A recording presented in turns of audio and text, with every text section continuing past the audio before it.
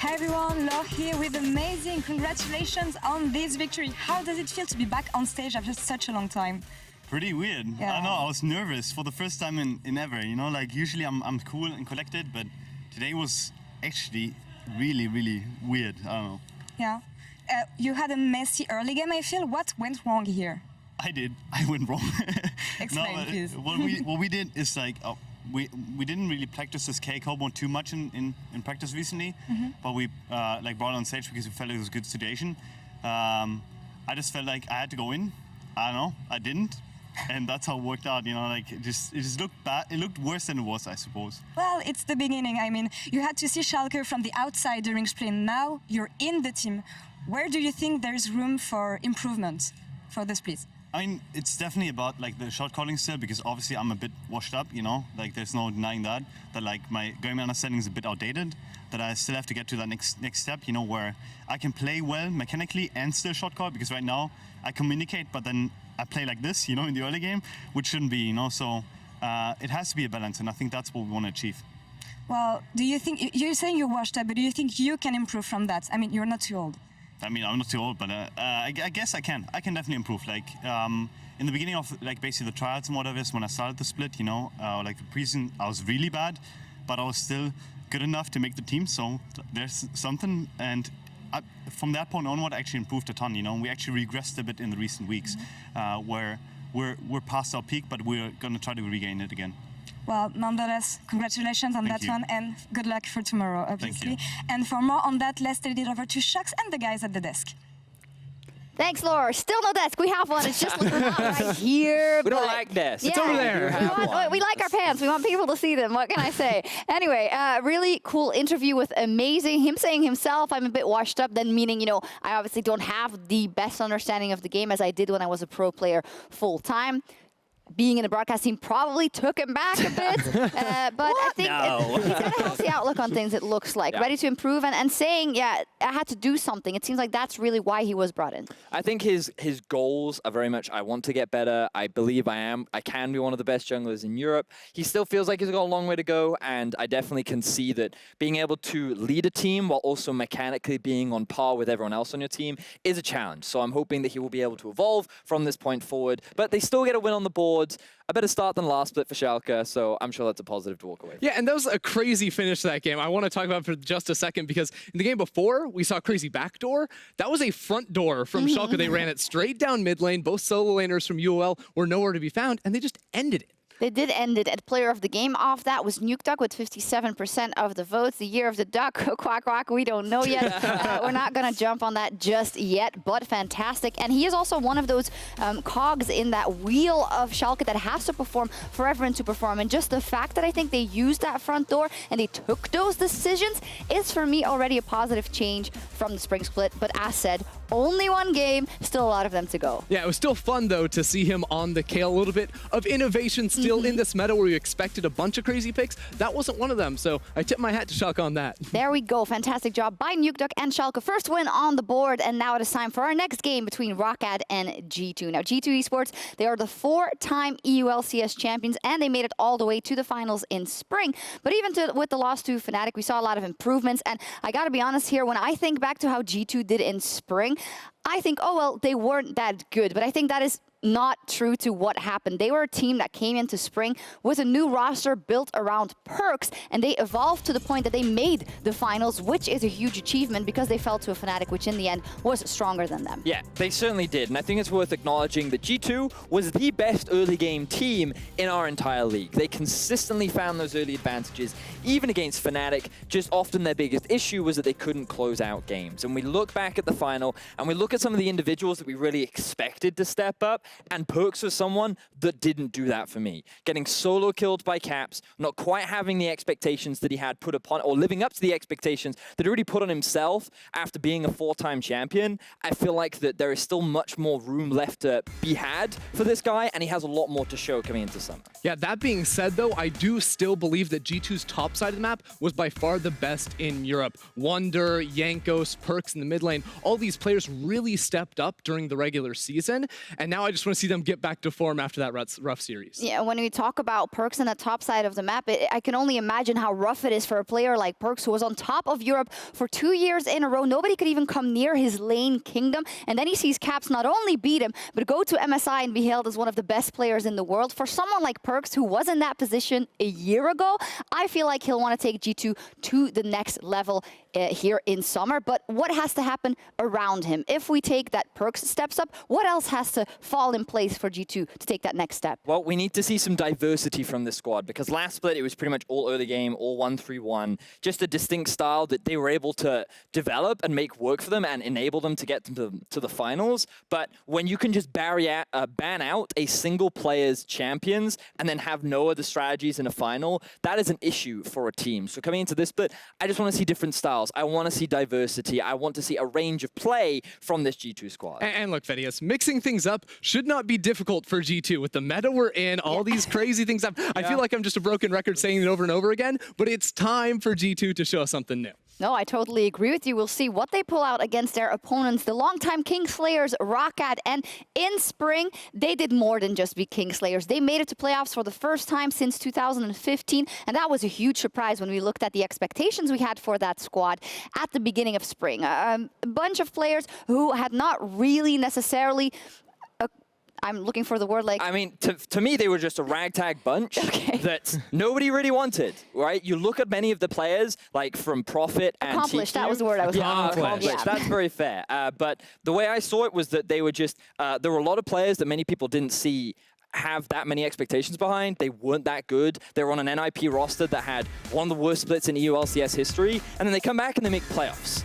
This team should be aiming for so much more now, given that they've kept their roster. And this is the first time the Roccat has been able to keep their roster since 2014. Yeah, for the longest time, it was about, bringing in the new talent and building on that, figuring out what worked for them. Now it's about refining that talent that they retain, and I think this is a good roster to work with. Well, if we look at some individuals, we talked about PerkZ on the side of G2, and for me, Blanc is also the guy that jumps out to me. He had some wonderful performances back in spring at given moments, but we want to see that all the time from him, and that's really what this Roccat roster needs. Yeah, to me, when I thought of Blanc, one of the most successful Roccat kind of performances was when he was on a big team fighter, the team invested resources into him, and he was just able to go off. Xayah was a huge pick for this man in the middle lane, and I feel like that you can still look to play through the mid lane. I feel like we've seen some big carry performances from that role throughout the day, and I'm really excited to see how he can match up against PerkZ now, because last split was his rookie split. He's now got a split under his belt, his first playoff performances, and now he's going up against what was considered still is considered one of the best mid laners in Europe. Yeah, well, this will be the big question mark for PerkZ in his first game. Will it be answered? If he can have a good performance here, that will set him off to a great start. And I think this is one of those matches where even though you believe in Roccat, and definitely after what they showed in spring, in predictions, you're inclined to give it to G2. I definitely did that. What did you guys vote for? Yeah, I still think it's G2. I'm banking on that top side of the map really stepping up and putting the carry work in. And I mean, Wunder, PerkZ, keep saying those names. They're so good. I think they can run away with it. I have to agree with Ender. It does look like that, he is a smart man. He's decided to agree with everything that I have said today. But for me, G2, just on individual talent alone, I do think that is a disparity between the two teams. And given how unstable the meta is right now, I feel like individual talent will be a big factor in enabling G2 to take the win today. We'll see what happens. I like that we have kind of an update of how the vote has gone throughout the day. The fans, they need that last game to go Fnatic's way. Although this is not the full picture. A lot of analysts also picked Fnatic. Everyone did, except for me, Ender, and Deficio. You and Ender, so we'll see. Well, we're now on G2 Esports versus Roccat, guaranteed to be a hype matchup. Let's leave it to our casters for the game. Thank you very much, Sjokz, and good evening, everyone. I'm Aaron Medic Chamberlain, joined by our superior analyst, Martin Deficio Lunger. Did win the prediction game, that is true. I actually forgot to bring the trophy to the caster desk. That's a shame. Big mistake already. Were you able to get rid of all the confetti that you had accrued as well? I still have some stuck in my insanely manly chest here. It's about 5 hairs. I've seen you topless, Deficio. That's not true at There's all. probably something stuck somewhere. There probably is. Let's get on into picks and bans. It's 8-11, and this patch has been all surprise up to now. G2 on the blue, they elected to be there, and they get rid of the Vladimir first. That is a very interesting point, because a lot of teams want that red side, so that with all the flex picks in the meta, you get to see where everything is going before you go in with your last pick, and you can try and get a winning matchup somewhere. Not G2 Esports, so they're obviously looking at a very strong first pick on their side. So far, Talia is still left open. We've actually seen open twice and not first picked, which was one of the picks I expected to see all the time. It might be something that the junglers are still trying to get used to her. She does have a slightly different playstyle to a lot of the junglers we've seen. Yeah. She's not Skarner, she's not Sejuani, she's not Trundle, not that tanky jungler that could be a long list. Yeah, I mean, there's a lot of tanky junglers on that list. She has been taken away by Roccat alongside the Aurelia, though. Final ban from G2 is the Lulu. So Taric is still left open, which has also been a go-to ban in every single game so far, because it blocks Taric and Master Yi, which is that combo where you try and force feed the Master Yi all early game, and he just takes over once he gets a Rage Blade. It is still available in the draft, and it's no longer available because Roccat with the last one. So far today we've seen 2 red side bans of Taric, and of course, 1 red side ban and 2 blue side bans. This is actually the second one, so I was correct at first. Good job. I just tripped myself over. Yeah, well, we got there in the end, and 2 for G2 got towards that first pick we were talking about. Yeah. It's going to be the Zoe for PerkZ. So we had a moment, if you go back a few weeks, where a lot of mid laners were looking at Karma. Lulu even started being played a bit, and people felt like it was a lot about just wave push and wave clear all the time, and there wasn't as many outplays and big moments. Now, mid lane is just so important, because a lot of champs you can play that actually can get a lot of kill pressure. And if you get mid lane control, it gives you control of the river where the Rift Scuttler is sitting. And of course, then your jungler loves you, because then he gets the Rift Scuttler. So, champions like Zoe, that can be such a big playmaking pick that can really take over mid, has just gotten so high up on the prior list. And PerkZ wants to carry back. I'm glad we get a Yasuo though on the other side. Currently, a flex pick.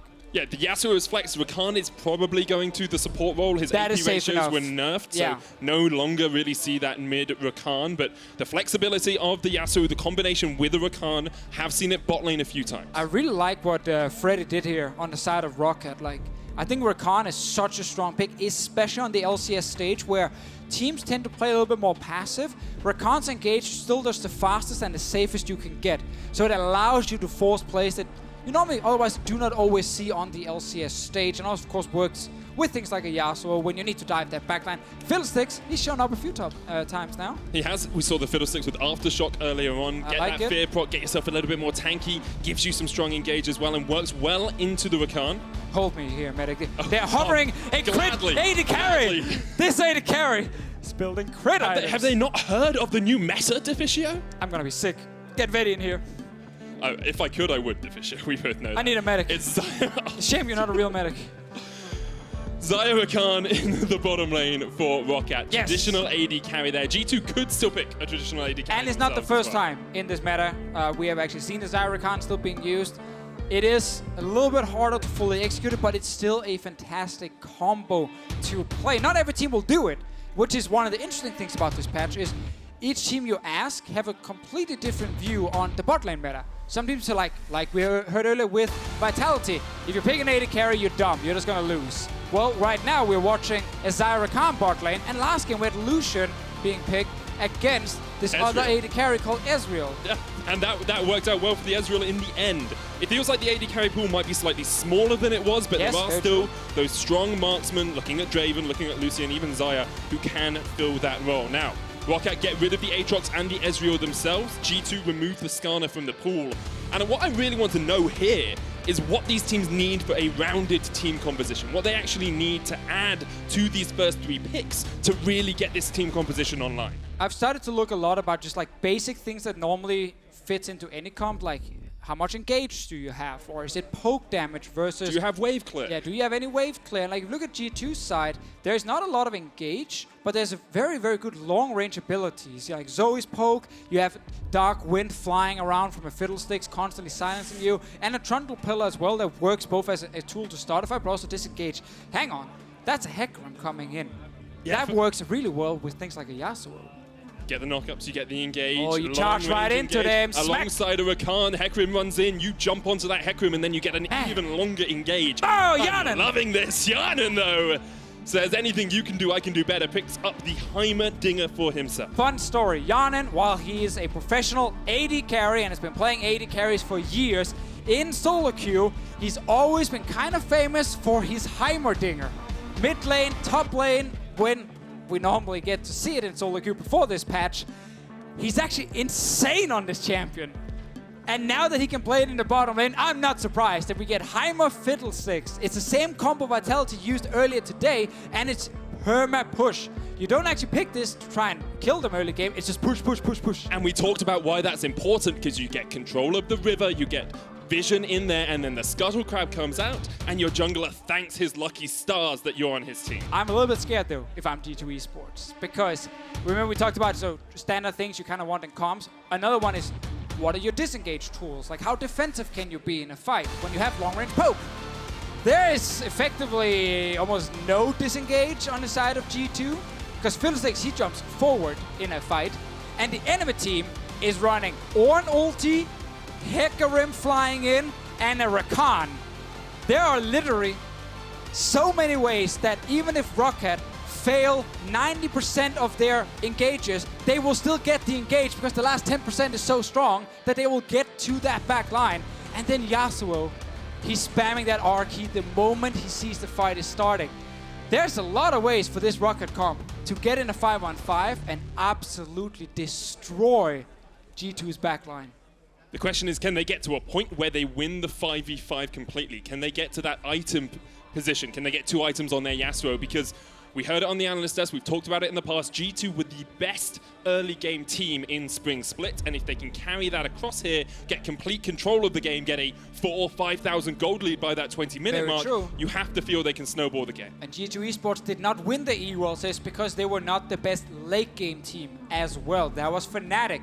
So G2 got the early advantages, couldn't finish the game. Baron was a problem for them, late game team fights. But we're in a meta where you don't have to go AD carry versus AD carry. Hjärnan didn't look that great last split when it was the traditional AD carries going against each other. They couldn't rely on him always in late game fights.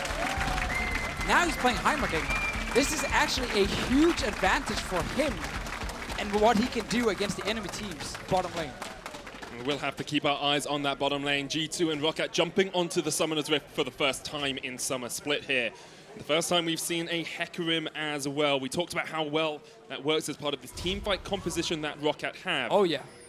The question is if they can enact it. Now Hecarim always had problems being a jungler that required a lot of gold to be effective, because it's kind of a one-way ticket with Hecarim. He goes in, and if you're not ahead in the game, if you're not actually getting to 1 or 2 early items, you're very squishy and you just end up dying. But his main job is actually not to deal damage on the side of Roccat here. His main job is to set up Blanc on this Yasuo pick. And that's going to be a key thing to follow. Can Jankos find him? Because 1v1 in the early game with Jankos, we know Trundle is fantastic at skirmishing. He's not going to be scared of Memento. It's the 2v2 combo around mid lane that you have to respect. We did see G2 setting up as a 5-man, but they will just spread out in the end here. And can we just move the camera down to the bottom lane? Everyone at home, if you're going to play Heimerdinger, you tell your jungler, I can't leash for you. Get that camera down to the bottom lane, guys. We're looking at Heimerdinger. Get in the lane, place your turrets, and then the moment the minions arrive, the turrets, they just start popping, and you want to push. Fiddlesticks as well. He literally can't stop pushing when he wants to poke you, because it just keeps bouncing into the wave. And now, Roccat needs to sit back and wait. You lose the level 2 pressure, you lose that advantage. Xayah Rakan's so good at level 2 as well. Means that G2 will have all of the priority in this lane. So remember to tell your jungler to start on the other side. You're not going to leash for him. I mean, remember to tell him you're playing Heimerdinger bot lane as well. Hey, you can do it now. It's important. You can do it. It's still important to inform your team of your strategies before you jump into a solo queue game. Jankos gets the top side scuttler, bottom side yet to be taken. And actually, Jankos is going to come straight down here, skipping out his red buff, it seems, to try and get that river control. We talked about the push in the bot lane. That's exactly what G2 are utilizing here. Oh, the double scuttler coming in here. Wadid around, because remember, they have push from level 1 in bot lane. That means they have access to the river. It is hard for Memento on an early game Hecarim to really challenge this if suddenly Wadid can move forward and join Jankos. And it is now G2 with all the early vision on their side of the river, and they even find these blue buffs sitting there looking all nice. Memento was able to get level 3, so the smites will be even if Memento can get here in time. He's on his way. He is. Norskeren looking for the flank here as well. It's only Wadid and Jankos. Jankos still on the blue buff, smites it down. He secures it, and now the chase is on for G2. Hjärnan their first blood to Wadid. We just talked about this. The bot lane from G2, that's the one pushing. They will be able to join the fight. They can move in. Memento might be the shot caller here, but that was a bad call from him on the side of Roccat. He is an early game catalyst for G2 though. In this case at least, because that was not the fight you were looking for. Hjärnan joins 3v2, and of course your two members standing together against the Fiddlesticks. Very easy fight here for G2 Esports. Look at this, look at the bot lane on the minimap. Xayah is moving now, Hjärnan is already here. Now you're standing together to take a bunch of damage, and you just die so quickly. Hecarim is not tanking the early game.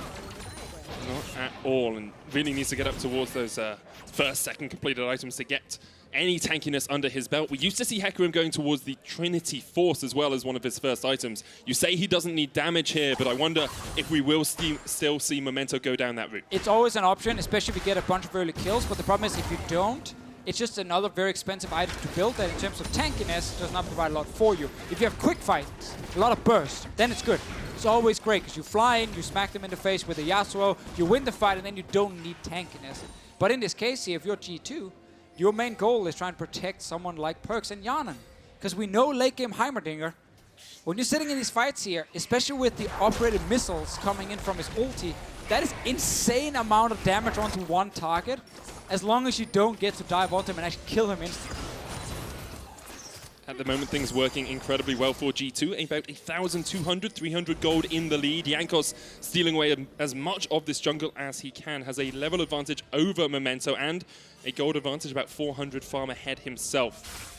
All in all, Rockat's plan of getting to team fighting is looking a long way away. Norskeren is up here trying to protect his jungler. Might look for something in mid lane. Blanc.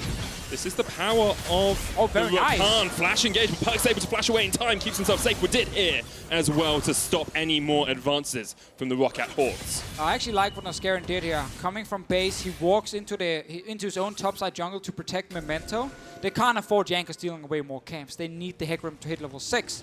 So he actually ends up forcing Jankos out. Does manage to find a flash in the mid lane from PerkZ as well. So in the end, a small win here for Roccat. But of course, surprise party Fiddlesticks, the best skin you can possibly get. Managed to show up here on the side of Wadid. There is Jolly Roger Fiddlesticks as well. That sound like when he jumps in, that's the sound you're looking for. Sorry, can you do that sound again for me, Deficio? Maybe not. You sure? I would like you to do it in one time when he ultimates. I would like you to do that noise for me. Anyway, Wadid is going to continue just to harass Norskeren and HeaQ in this bottom lane. The game has been very much focused around this bot side of the map. PerkZ has helped out by pushing in mid, but it's been all about whether Jankos could secure these scuttles, and Memento has been able to sneak one away. I also want to see if the trend of Roccat always playing really well against G2 will continue. They have a habit of beating G2 Esports, except when G2 is using subs. That's when Roccat suddenly can't touch them. I don't know, some spell on them, but otherwise, even when G2 is on a great winning streaks, they play Roccat and suddenly they can actually end up losing the game here. It's a rough start, of course, but we gotta keep looking at that massive wombo combo of engage on the side of Roccat if they get into a team fight. For now, though, it's all about just not falling further behind. Get your level 6 on your Yasuo and get Memento back in the game because he's still a level down. That's looking to get towards that level 6 as well. We'll have the devastating, the Onslaught of Shadows, sorry, for that ultimate ability, for the ability to get in the back of the fight. All we really want to see from Roccat is that one big team fight where they combine all of these ultimates, the quickness, Featherstorm, oh yes, Last Breath, and the Onslaught of Shadows. Maybe even the Horn coming out from Ornn as well. We want the devastating Onslaught of Shadows. That's what we're looking for from them. Grenade lands, that means you get a little power shot from your turrets.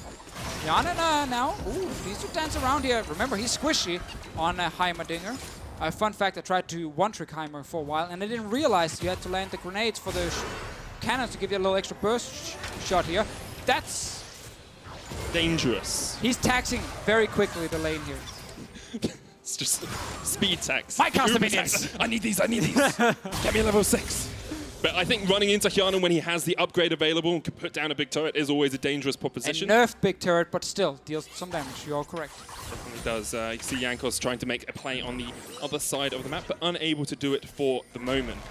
And a big question that Roccat have to answer this split is whether they are just a team that can find good talent or whether they're a team that can develop talent as well. And can they get better than what they showed us last split? They were sitting in the middle, fighting for so long for the playoffs. So they got it in the end, but they entered the playoff as the weakest of the 6 teams. They got 3-0 by Splice. It was a fairly quick day, but in the end it was a good split because they managed to get top 6 when a lot of people didn't expect it, with teams like Misfits and Schalke not getting in their Unicorns of Love. Now they need to show this split here. Are they once again going to be sitting in the middle, fighting for top 6? Can they actually take a step further with this team here? I think Freddy's done a good job as a coach, and there's a lot of exciting names on the lineup here, like Norskeren down in the support role. Memento in the jungle is someone we've hyped a lot as well, and there are good enough players to challenge every team in Europe. They just got to do it consistent. G2 have been a team that they have consistently been able to put to the sword throughout the last few splits. But now they have a sword in the mid lane. They do. They do. He hasn't really got towards any of those item spikes yet. Looking for the Phantom Dancer Infinity Edge on Yasuo for that 100% crit and the extra true damage you get off it. Has got Conqueror, which seems to be the keystone of choice as well. But as we can see, the engagement is Oh, going a big cannon! That's a big cannon! Wadid gets the second kill of the game. Man, how large would you say that cannon was? that was a big one. That was a big cannon. I call that cannon Vedius, and that went all in on Rocket's bot lane right there. Norskeren, I'm not really sure what he was trying to do, but he got feared instantly, and then he just got destroyed. That he did, and G2 are going to look for the first tower of the game down towards this bottom side as well. If they can get that, it will put them about 4,000 gold ahead or so. Very, very strong play from G2 here. We talked about how they want to go in, they want to make the plays. This is the Chad composition from G2. It's all about going in. At the moment we saw the Heimerdinger with the Fiddlesticks, we were like, this is just perma push bot lane. From level 1, they were sitting there with 3 turrets pushing bot lane. And now they've gotten the bot lane turret. We're not even 10 minutes into the game. They've already killed Norskeren. He's only level 5, not level 6 yet. Not as scary. Wunder, by the way, he might get killed. Pops the ultimate, flashes away, but still gets caught underneath the tower. Here's Memento as well, and Roccat do not give him a chance to react. Blanc engages in the mid lane as well. PerkZ has to run for his life. And Roccat making plays across the map. Oh, good all-ins here from Roccat while the G2 bot lane was actually swapping lanes here, of course, from bottom side up towards top lane. It's Roccat showing up first, killing Wunder, forcing his flash. Jankos looking for something, but no one takes the bait because they knew there was a chance Wadid was on a ward up here as well, or at least spotted by it. What I'm really liking from Roccat as well is they're not waiting for all of their ultimates to be ready. They're not waiting for the true wombo. Norskaren's still only level 5. When he hits 6, those ultimates will be coming back off cooldown, and they'll be able to try and force another big play again. Let's see if they can actually go for it. We've already now got an example of how quick they can engage, but it was only onto a Mundo. They still didn't get any turret from it, so G2 maintained the large gold lead. Norskeren learned from the bottom lane what happens when you jump in. You get feared and then silenced, and then a cannon shoots you in the face. Meanwhile, if you look at Jankos, he's been fairly active in trying to counter jungle in this game here, but he is same level as Memento at this point. Look at that. There's a sheen on that Hecarim. Oh, he wants that burst damage. Told you, going up towards the Trinity Force. Rift Herald comes down, not picked up yet by Jankos, and will eventually go across to get it after securing the Rift Scuttler. Now there is of course a thing that was changed with Rift Scuttler that is important to highlight, is if you don't get to hit it before it actually charges the turret, it does deal more damage than before. So it's another part of why some of the games are a little bit faster, because it is a little bit quicker to get down some of the turrets, but they get to hit it in the eye. There you go. Now it deals no damage. Okay, fine, 40%. Yeah, half of a turret's HP is a substantial amount, but it deals a lot less than it would have done. No damage, everyone, no damage. I actually thought it would deal way less damage. Yeah, that's the old Rift Scuttler. That's the reason it's important to remember that new Rift Scuttler always does that big burst. That's true. You can buff the burst if you keep him safe. Now, Memento has been spotted out on a ward here. Good warding from G2 to realize that's the track that Memento would take to try and get towards the top lane. He is quick, but Jankos might be quicker as he comes up as well. He's going to force away the Hecarim for now. All right, Memento. Predator. Movement speed naturally as a Hecarim. Looking for another big engage for the team. That's kind of the way back in the game. They're not going to match the push of Fiddlesticks and Heimerdinger. Like, it is one of the bot lanes you don't want to play against. if you can't actually engage onto them, because it's just, you just get poked out. There's just nothing you can do. You need to force the fight and actually secure the kill. But there's stopwatch right now on the side of Hjärnan. Smart choice from him.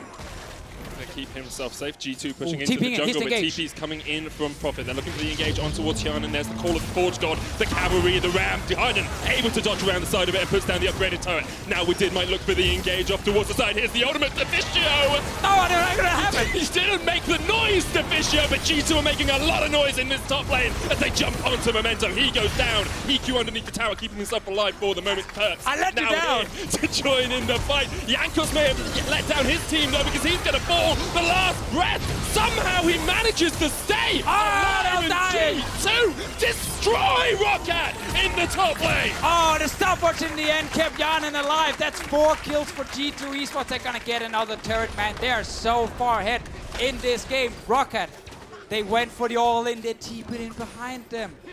But just like I couldn't support you right there, about to drink, then they all couldn't support each other and they just died. So right, we're going to have a replay in a second, Deficio, and I'm looking forward to that sound effect. Tower goes down in the top lane.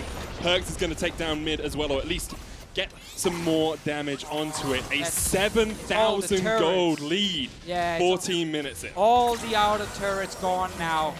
G2 Esports are so far ahead. Let's get the play. Acer replay. So the horn comes in. Hjärnan flashes out, puts down the cannon. Okay, they don't want to chase now through all the turrets. And Wadid shows up and it just goes something like, and he flies in. He gets a bunch of damage down. All the rocket. Thank you, everyone. I'm so sorry I couldn't do it live. Next time. I've actually never been more disappointed in myself than right there. Well, I'm sure Roccat were a little bit disappointed they couldn't kill Jankos as well. I think at this point, if you're Roccat, you feel like there's such a great chance you get at least 1 kill.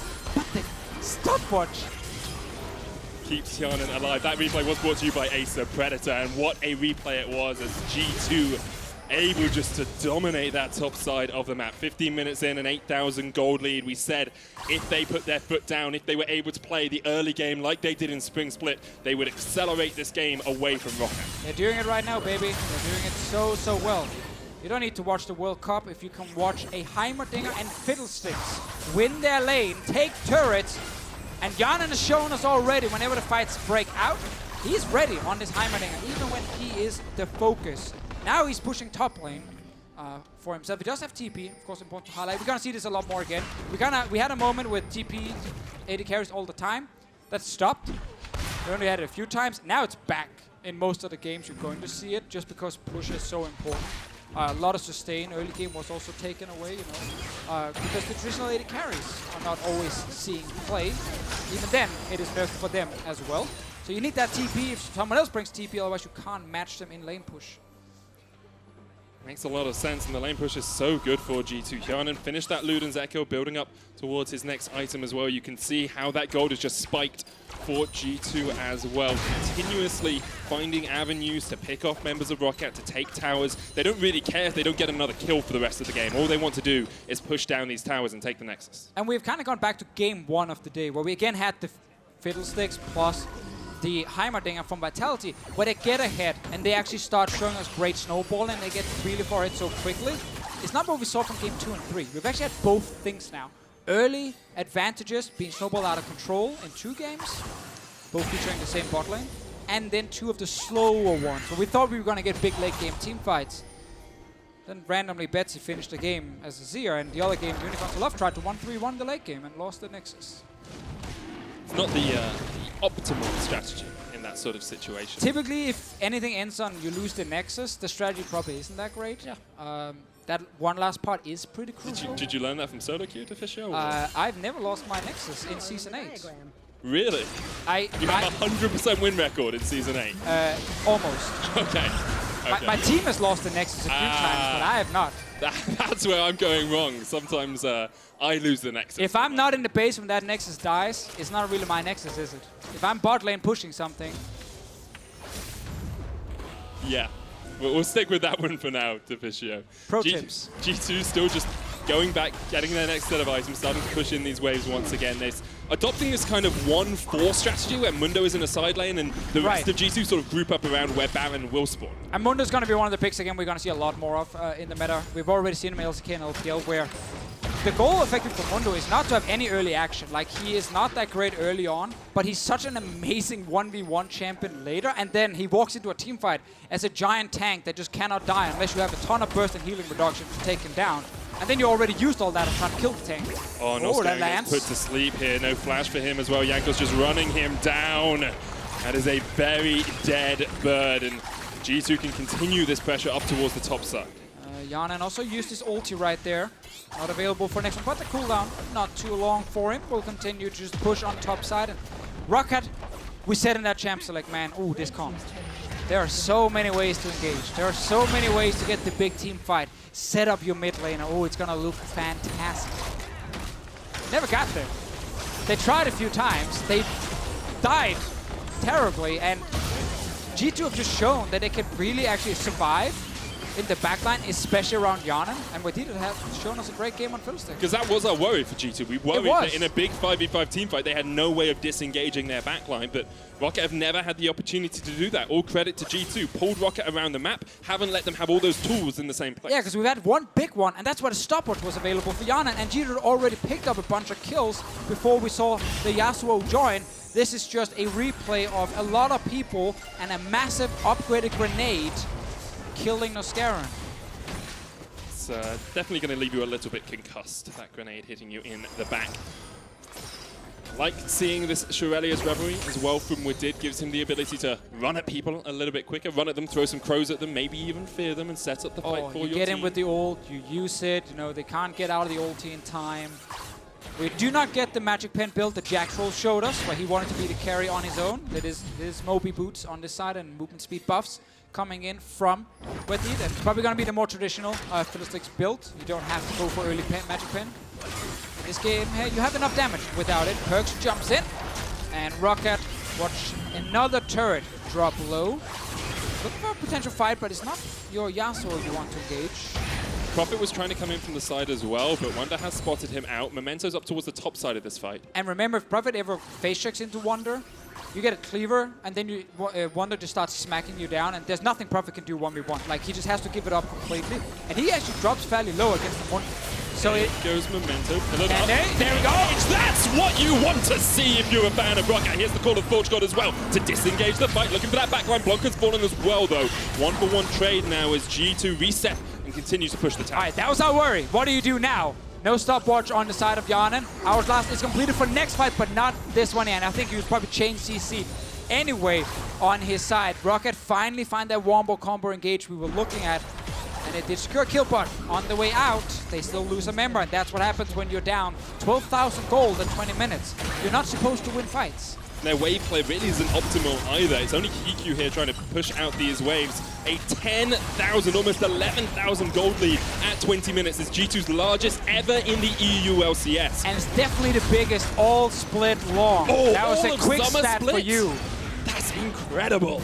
We wondered if G2 would be suited to this meta. We wonder perhaps if it would unlock Hjärnan and Wadid in that bottom lane after they struggled so much last split. Well, it's definitely doing that. Oh, can they actually get fight on Rockat's side? There is ulti from Memento, but nothing from Norskeren at the moment, nothing from Prophet. They have to just back away. And this is actually something on the Euphoria podcast available on YouTube with video, SoundCloud, and iTunes. We talked about how G2 Esports, they're an A-tier team coming into the split, but this specific meta can actually make them an S-tier team. Because in the bottom lane, Hjärnan is the kind of player who can play so many different styles. We get the Heimerdinger on this one. He's bait for this fight itself, but he's done his job already, taking all his turrets. This can benefit them so much with early game focus. Okay, he goes in, he's dead. But now, there's no real way to continue the fight as Roccat because you're down too much and Wunder's going to join. He has a BF sword now on Mundo. Building towards a GA, possibly? Probably. In that top lane, just come back to life. Have the help. Yeah, I edge Mundo. Doesn't really feel like a thing. See, doubling your crit when you have no crit, I think, is an optimal way to play League of Legends. Hey, it's still doubling. It's true. And in this meta, who knows what works, in all honesty. I'm sure one day we will see it, but Across the rest of the board, you got Knight's Vow on Jankos. You got that Zhonya's completed that we talked about. Keeps Hjärnan a little bit more safe in the fights on the other side. But can he use it early enough? That's the question. Because if you get charmed or something by Norskeren, like, then the follow-up happens. I'm not sure. But if you see Norskeren is the very engagement, charming as well. he is a charming man. The question is whether they can find that team fight that they need. Still no Trinity Force even completed on Memento. Hasn't even upgraded or finished up that jungle item. Infinity Edge on its way for Blanc, but he's still very far behind. Essence Reaver on HeaQ. HeaQ right now blaming the crit 80 carries for all his trouble. He does have the Essence Reaver for now. Wants to get some more items later, but he's not getting there. Engage though, it's all going to go onto that front line already. Wunder's killed Norskeren. This is the fight that G2 wanted. Roccat just cannot do anything underneath their own tower. The engage coming in from Wunder. It's a triple. Looking for the penta on the Mundo. Can't quite get it because PerkZ steals it away. The scumbag as Wunder and Hjärnan will finish off the ace. Domination from G2 Esports 23 minutes into the game. They're almost 20,000 gold ahead of Roccat. They're taking everything from them. G2 show us they are the early game team this split as well as last and take their first win in the EU LCS Summer Split. That bot lane, baby. Oh yeah. Heimerdinger, Fiddlesticks, Wadid and Hjärnan, they're coming in prepared for this split here. PerkZ thought it was going to be about him because he got to first pick the Zoe. He's like, look at me, I'm the carry. But when you get Heimerdinger bot lane, that's the carry you're looking at, especially early on because they got first turret, they got to kill Norskeren, they swap top lane. Fight breaks out, G2 wins the fight, and then it was basically over. Roccat, I think their draft in terms of trying to counter a lot of poke makes sense. Yeah, hard engage counters poke. But too many members needing items, maybe before they were effective. Memento ends up actually walking into a bad fight, level 3. At that blue buff, sets himself behind. Not a good start for them. Ended up taking too long, and when you lose the early fights, you lose your objectives. We talk about losing lanes in draft a lot as well, talking about how which lane has the push pressure, which lane can kill the minions quicker and cause the enemy team to be under their tower. G2 had that in mid and in bot lane, and it opened up that bot side of the map for them. It's true. They had a smart draft that really fits their playstyle. Wunder, I think, if you are going to put him on a split-pushing tank, well, Mundo is a great choice. Yeah. He didn't need to do anything other than just 1v1 all game long. That's what he did. I don't necessarily copy his build at home. I don't think, like, at that point... Yeah, at that point it's fine. That far ahead. But traditionally, the full tank Mundo is what we see.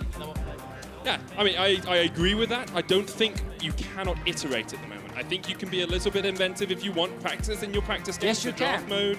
See what works for you and take it onto ranked. I mean, it is one of the first times where I feel like you can pick any out of all the champions in the game, and you can probably find a logical reason for why this could work in a lot of different lanes as well. So strategy and innovation really gets promoted here from a lot of teams when it comes to preparing what champions to play.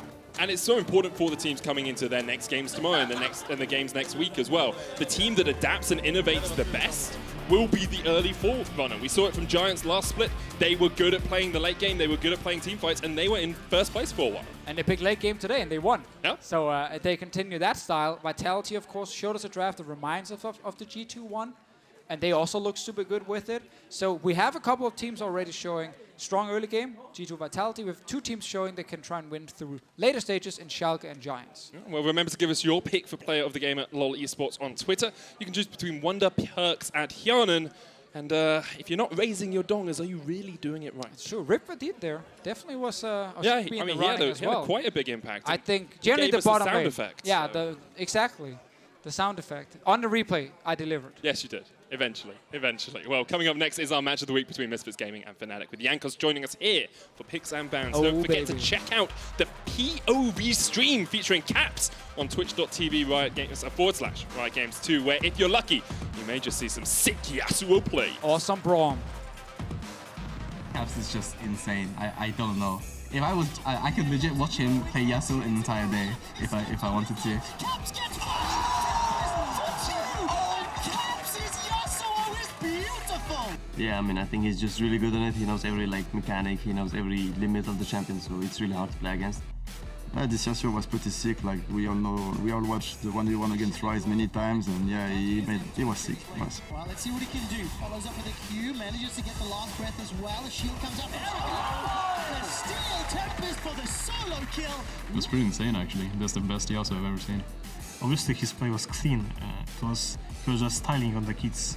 Perhaps his Yasuo is so clean that it was filthy. So clean that it was dirty. His Yasuo was really clean. Clean? I mean, he's really clean on it. Was definitely clean.